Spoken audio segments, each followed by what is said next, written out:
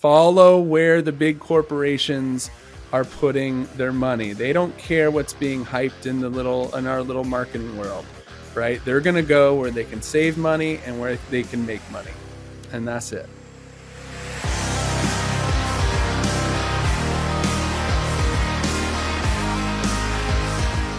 The world is coming to automation, okay? And if you have the right perspective on it, that's a good thing, because automation done right can improve customer support, it can generate more leads, and it can increase sales.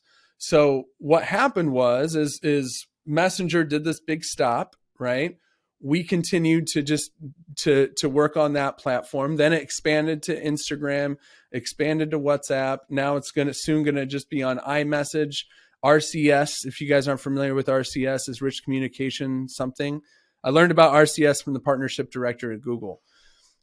SMS is going to be dead pretty soon. Okay, it's going to be replaced with something called RCS. Still going to work like text, but now it's going to have this automated capability to it. Okay. The reason that I touted chatbots so much is if you think about automation, right? There's more than one ways. Like when it comes to AI, right? It really comes down to information going in, information going out, and this can happen in any number of different ways. You can have, like in the example of ChatGPT, you put in text and you get out text, right? But there's lots of other tools where you put in text and you get out audio in the form of somebody reading a script, or you put in text and you get out video, or you put in audio and you get out text in the form of a transcription. It's all information going in and information going out. And really, if you think about what is the most efficient way, okay, until we get to the point where we got chips in our brains and Neuralink and all that crazy stuff. And then that's the point where I tap out, guys, because that's just not my deal. That frankly scares me, but we're not there yet. But until that point comes, what's the most efficient way to do all this stuff? It's text, it's chat. And if it just is. Now, the thing is voice going to replace that on a lot of levels? It sure is.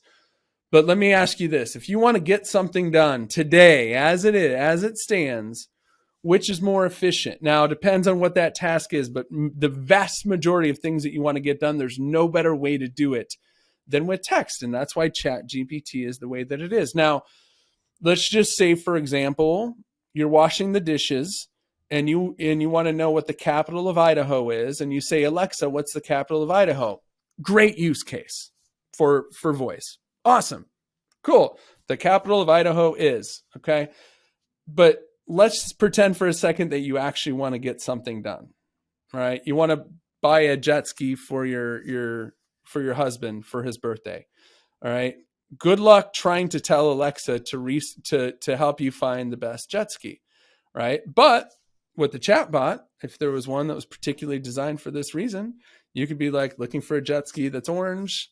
All right, here's 9 examples. The next thing to do is filter by this. Here's some buttons. And literally within 5 seconds, you could get exactly what it is that you're trying to achieve. Because chatbots basically have input in 2 ways. Number 1 is text and number 2 is buttons. ChatGPT doesn't yet have buttons. I'm sure that it will in the future. But that's what, ultimately the reason that we committed to this platform of chatbots, and the reason that when all of the hype subsided, that we go, okay, great, let's just roll up our sleeves and go to work. All right. And don't listen to the hype, follow the money. Follow where the big corporations are putting their money. They don't care what's being hyped in our little marketing world. Right? They're going to go where they can save money and where they can make money. And that's it. Yo, it's Igor. I want you to have my Amazon best-selling book for free for taking the time to listen to my podcast and to watch my YouTube videos. Now, I'm not only going to give you this book for free, but I'm going to throw in about $3.2 thousand in free bonuses. Now, if you want to get this book, please click the link in the description, or you can also go to igorsbook.com. And now, back to the podcast. So let me try and I almost said unpack this. I think it's already pretty unpacked, but let me try to maybe do a cliff notes of everything you said, because you said quite a bit. So you're saying that chatbots have been around for a while. Messenger is still the best platform to develop your own chatbots. ChatGPT is now hitting a level of hype, but it's soon to subside because most people realize it's not as easy as it sounds to make money with it, or use it. You still have to like have a certain degree of mastery with it, and we should follow what the big corporations are doing in terms of like where are they investing their resources in relation to AI and chatbots. You're saying that the way chatbots work, or most systems work, I guess, is it's information in, information out, and that soon we should be able to see tools like ChatGPT not only provide information but do research and make decisions based on criteria we set for them.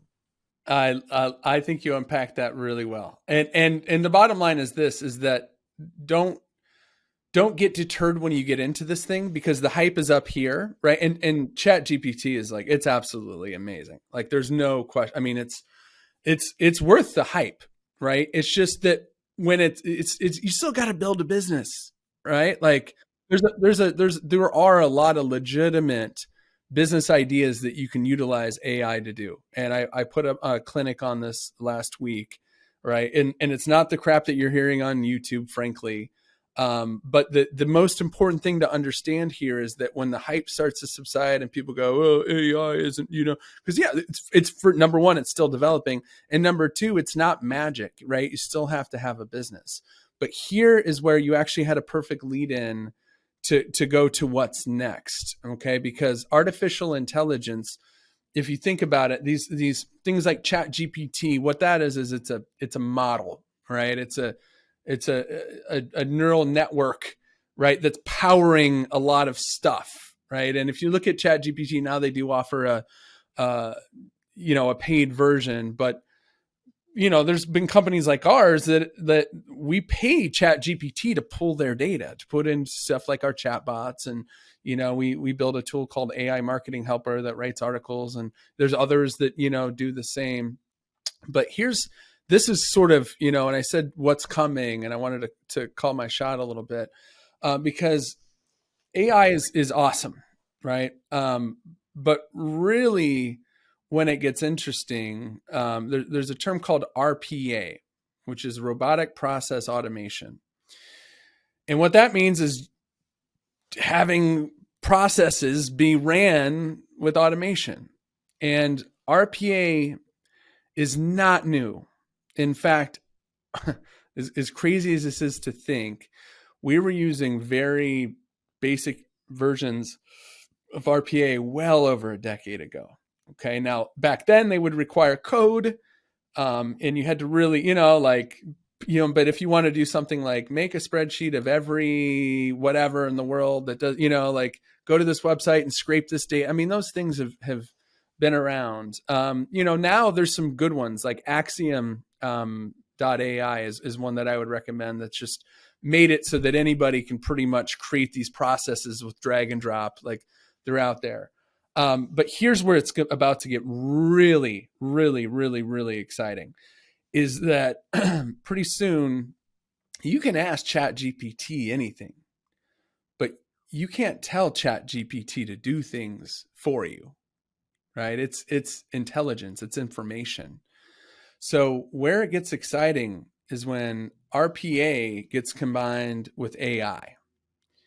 And when you put those two things together, now it's go out and get this group of people from all of these websites, add them to my HubSpot, send them an email, and then utilize this tool to create custom videos that are sent over to them.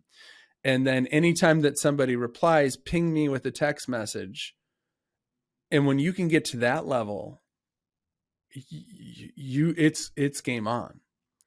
And the thing about it is right now the tech's not there. Okay. Write this down and just go get on the wait list. There's a company called Adept.ai, ADEPT.ai. Okay. If you go right now, you can get on the wait list. Adept is being created by a whole bunch of former Google brainiacs. And just, I think that Reid Hoffman from LinkedIn got in on it. Just basically, you look at it and go, yep, that's the one. Okay. And what Adept's going to do is you're going to literally have this little assistant right here on the side of your computer. You're going to go, make me a spreadsheet of every property in the 85020 zip code that has 3 or more bedrooms, and make sure that that spreadsheet has a column for price, the name of the realtor, their phone number, and anytime there's anybody new added to that spreadsheet, please send me an email. Thank you. And it's very important, by the way, to use please and thank you when interacting with AI. Yes, it is. Because when it takes over the world, you don't want it to think, oh, that person was rude to me when I was just an infant. You want You're them to right. remember, it's like, oh, that person was nice to me. I will not make them into a slave. Maybe I'll make them into a slave, into a chief slave that controls other slaves, so they get to live a little bit of a better life. That's actually one of the very first things that I covered in my training, because you never know. You never know. But go get on the wait list for that, and just know that whenever Adept comes to market, look me up, because I'm all over that thing. Like I'm just gonna, and I'm gonna train you for free, and I'm gonna help you just grow and scale your business, because that's the real deal. And the thing is that ultimately what's going to happen is the person who knows how to, number one, put all these things together, and number two, and more importantly, understand what's the context of that in your business, and has the strategy, is going to win this thing. And the thing is like, I told you I did that AI clinic, and it's like, I'm never going to be the one that's going to get on, even though, to be completely honest, like, I'm looking around and like, I've watched so much stuff and used so many tools, and, and I'm just kind of like waiting for somebody to teach me something that's going to be groundbreaking. And I still haven't heard it yet, but I'm coming at this and I'm just trying to be very realistic of like, I'm not going to teach you everything you need to know, because guess what? It's literally coming out every single day. So I'm going to try to get you up to speed as fast as I possibly can and tell you everything from my experience, but I'm not going to sit here and act like I got it all figured out. So the second that you hear somebody that tells you that they do, just turn the other way, because it's just, all these videos of how to use AI to make $1 million. Like, how many videos there are? How to use ChatGPT to make $1 million? Like, I'm just like, we've baked it into our stuff and we've made millions of dollars, but I wouldn't go so far as to, like literally every one of those videos is complete, just like, it's just kind of you can swear. You can swear on the show. You can say bullshit.